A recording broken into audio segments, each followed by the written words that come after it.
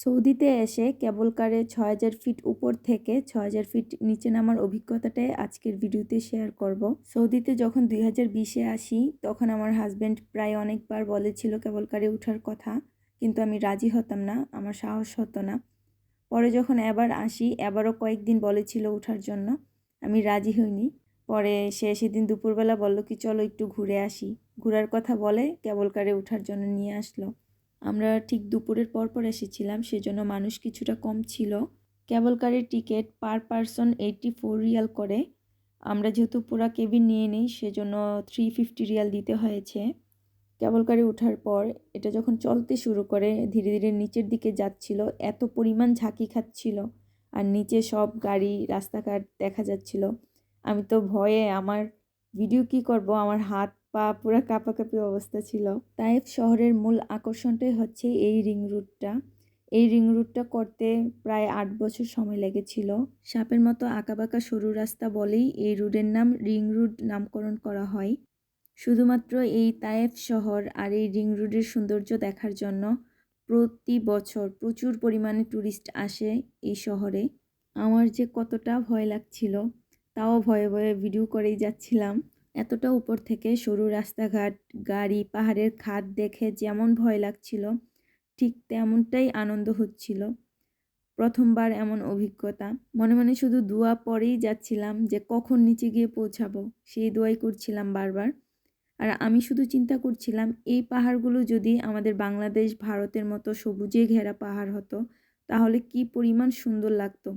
আর সবুজে ঘেরা পাহাড়ের দিকে এমনিতে তাকালেও শান্তি লাগে, চোখের শান্তি মনে হয়। আর এইখানের এই পাথুরে পাহাড়গুলো দেখে আসলে তেমন একটা ফিল আসে না। নাই এখানে সবুজ পাহাড় তো আর কি করব, এখানের পাথুরে পাহাড় দেখেই চোখ জুড়াই। এখানকার এইসব পাথুরে পাহাড়ের সৌন্দর্য খোঁজার জন্য যখন আমরা টাকা খরচ করে আসি তখন নিজের কাছে মনে হয় আমাদের দেশটাই তো কতটা সুন্দর, কিন্তু আমরা সঠিক মূল্যায়ন করি না। আর মনে মনে প্ল্যান করছিলাম এইবার শুধু বাংলাদেশে যাই, এবার কোনো কিছু বাদ রাখবো না ঘোরার। আমার কাছে মনে হচ্ছে দিনের থেকে রাতের বেলা রিং রোডের সৌন্দর্যটা কেবল কার থেকে বেশি বোঝা যাবে। বিকেল হলেই অ্যারাবিয়ানরা চলে আসে রিং রোডের পাশের উঁচু পাহাড়ে। সেখান থেকে পুরো রিং রোডে রাস্তায় গাড়ি চলাচল এগুলো খুব ভালো দেখা যায়। আমাদেরও সেখানটায় কয়েকদিন পরই আসা হয়, যেটা আমি আমার একটা লাস্ট ব্লগে শেয়ার করেছিলাম। কথা বলতে বলতে আমরা চলে আসলাম একদম নিচে, ৬,০০০ ফিট নিচে, যেখানে একটা রিসোর্ট টাইপ করা আছে। সেটা জানি না এখনো ভিতরে কি আছে, গিয়ে দেখতে হবে। এখানে এসে আসলে আমার কাছে যা মনে হয়েছে, নিচে তেমন কিছুই নেই। যদি আমাদের প্রি প্ল্যানিং করা থাকতো তাহলে পিকনিকের মতো কিছু একটা করতাম। যেহেতু প্রি প্ল্যান করা ছিল না সেজন্য আর কোনো কিছু করা হয়নি। আর এখানে ঘুরে দেখার মতো তেমন কিছুই নেই। যেগুলো আছে কয়েকটা রেস্টুরেন্ট আছে, কিছু গেমস আছে খেলার জন্য, আর এই রাইড, এতটুকুই। শেষে আমরা এই রাইডটাতে উঠি।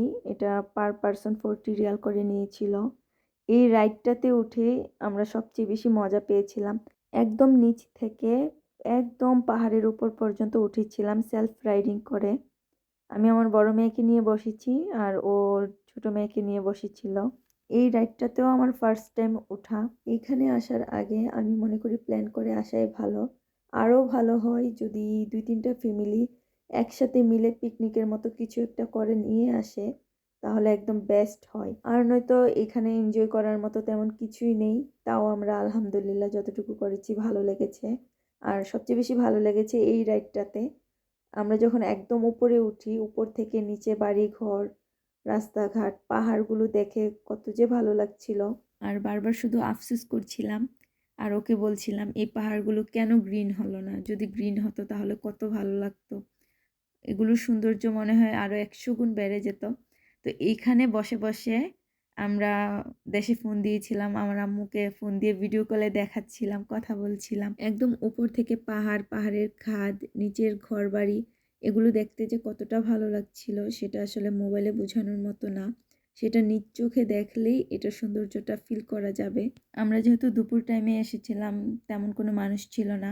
বিকেল থেকে মানুষ জমতে শুরু করে, সেহেতু আমরা একাই রাইডিং করছিলাম আর জোরে জোরে চিৎকার করে করে বলছিলাম আমাদের দেশই সুন্দর, সৌদিদেরকে ইনভাইট করে আমাদের দেশে নিয়ে যেতে হবে পাহাড় দেখাতে। আমরা রাইডিং শেষ করে সেখানে অনেকক্ষণ ঘোরাঘুরি করে দেখছিলাম কি কি আছে। বললাম না, এখানে ঘোরার জন্য আসলে তেমন কিছুই নেই দেখার মতো। যদি পিকনিক প্ল্যান করে আসা হয় তাহলে হয়তো বা এনজয় করা যেতে পারে সবাই মিলে।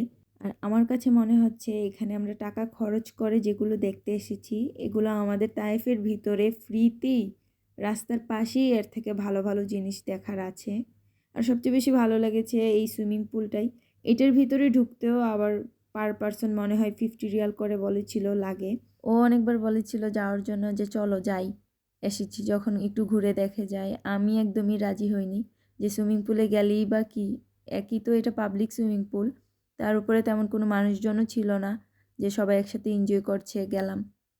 পরে আমরা 6000 ফিট নিচ থেকে আবার 6000 ফিট উপরে ওঠার পালা তায়েফের দিকে।